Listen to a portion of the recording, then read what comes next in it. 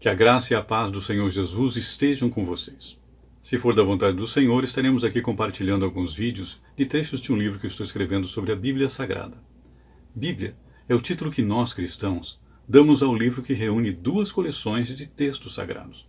A primeira, do judaísmo, que chamamos de Antigo Testamento, e a segunda, de textos cristãos do primeiro século, que chamamos de Novo Testamento. Entretanto, a igreja primitiva não tinha este título e não tinha todos esses livros. Os textos cristãos foram escritos a partir do ano 50 ou 55 da nossa era. O que eles então chamavam de Escrituras? Nós vamos observar que o Senhor Jesus se referiu a este termo quando falava com os judeus. Em Mateus 22, 29, ele chama de tas grafais, as Escrituras, e assim vem sendo dito ao longo dos evangelhos. Mais tarde nós vamos encontrar Romanos 1 e 2, o apóstolo Paulo chamando de grafeis agieis, santas escrituras. E esse termo foi usado durante muito tempo. Posteriormente, mudou-se o título para da Hierá Biblia, livros sagrados. E em seguida apenas livros, Biblia.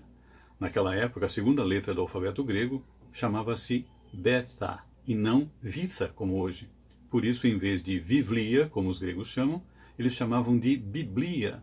E ao passar para o latim, a tônica recaiu na primeira sílaba, ficando Bíblia. Esse é o título que usamos até hoje. E o que era então essa escritura, ou as escrituras, que a igreja primitiva usava? Eram os 24 rolos do judaísmo. Os livros dos judeus, os livros sagrados, que hoje as edições cristãs chamam de Bíblia Hebraica, que é um título latim, mas os judeus chamavam apenas de Escrituras. Só depois do segundo ou terceiro século da nossa era é que eles começaram a chamá-la de Tanakh, que é a primeira letra de cada seção dos 24 rolos que eles usam. Torá, Neviim, Ketuvim. Por que o judaísmo é tão importante para o cristianismo?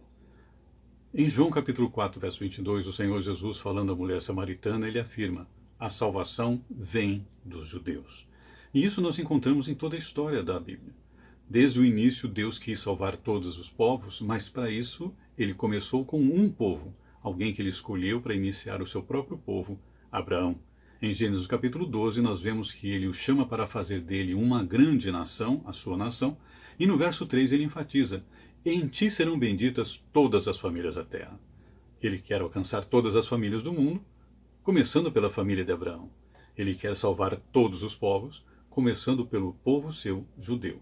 O Senhor Jesus também, lá em Mateus capítulo 10, quando ele escolhe os 12 apóstolos, ele os envia para anunciar a salvação e ele enfatiza, dizendo claramente: não ireis pelo caminho das gentes, nem entrareis em cidade de samaritanos, mas, diz ele, ide antes as ovelhas perdidas da casa de Israel. Também em Mateus 15, 24, quando ele está falando com aquela mulher cirofenícia cananeia que clama pela sua filha que está enferma, que está endemoniada, Jesus responde usando a mesma frase: eu não fui enviado senão as ovelhas perdidas da casa de Israel. O foco do Senhor Jesus, então, era os judeus. Ele veio para os seus, mas os seus não o receberam, como diz João no capítulo 1. No início da igreja, também em Atos dos Apóstolos, o apóstolo Paulo saía de sinagoga em sinagoga pregando, como Jesus fazia lá em Lucas 4:44, está escrito assim: e Paulo saía de sinagoga em sinagoga ensinando os judeus a respeito de Cristo. No capítulo 13, quando ele e Barnabé saem de Perge e vão para Antioquia da Psídia, eles se assentam na sinagoga e ouvem o ensino da lei e dos profetas, isto é, o judaísmo. Depois o líder pergunta se eles têm alguma palavra de consolação. Começando no versículo 17, Paulo discorre sobre a história dos judeus, falando a respeito da lei, mas ele enfatiza no versículo 26 desta forma: varões e irmãos, filhos da geração de Abraão, judeus, e os que dentre vós temeis a Deus, prosélitos, a vós vos é enviada a palavra desta salvação. E os prosélitos estão caracterizados na sequência do versículo 43, onde está escrito: despedida a sinagoga, muitos dos judeus e dos prosélitos religiosos seguiram Paulo e Barnabé, os quais, falando-lhes, os exortavam que permanecessem na graça de Deus. Veja que lá no verso 26, Paulo diz, a vós, judeus, a salvação veio para eles. E os prosélitos que faziam parte do judaísmo também eram alcançados por ela. O que é prosélito? Essa palavra vem do grego, que quer dizer o que se aproxima, o que se achega. Prosélito era uma pessoa nascida em outra nação que se adequava ao judaísmo. Ele não era judeu de nascimento. Até porque há uma confusão que eu vejo de alguns pregadores misturando israelita com judeu. Israelita é quem nasce em Israel. Judeu é quem professa a religião judaica. Um israelita pode não ser judeu. Estou lendo o livro de Yuval Harari, que se diz ser ateu. Ele é israelita, mas não crê em Deus. E há pessoas que nascem em todas as partes do mundo que são judeus, porque professam o judaísmo. Então, ser israelita não é ser judeu. E ser judeu, necessariamente, não é ser israelita. Como disse Jesus em Mateus 23:15, ai de vós, escribas e fariseus hipócritas, pois que percorreis o mar e a terra para fazer um prosélito. Jesus aqui enfatiza o empenho dos judeus em alcançar outros povos para serem prosélitos no judaísmo. Dentre os prosélitos, nós podemos destacar dois mais conhecidos. Em Lucas, no capítulo 7, fala-se de um centurião que, mesmo sendo romano, já que ele liderava uma centúria, um grupo de 100 soldados romanos, ele cria em Deus. E quando ele pede a Jesus ajuda para o seu moço que está doente, os anciãos daquela cidade dizem a Jesus que ele era digno de ser atendido. Eles enfatizam no verso 5, ele ama a nossa nação e ele mesmo nos edificou a sinagoga. Então ele era um prosélito, velado porque era um soldado romano, mas ele cria em Deus, cria em Jesus. E mais tarde vamos ver também em Atos capítulo 10 um outro prosélito, também centurião romano, chamado Cornélio, que nos diz no versículo 2 que ele era piedoso e temente a Deus com toda a sua casa. Sendo romano, deveria ser politeísta, mas ele cria no Deus de Israel, fazia as orações para ele, e por isso que o Senhor se revelou a ele, mandando que chamasse Pedro.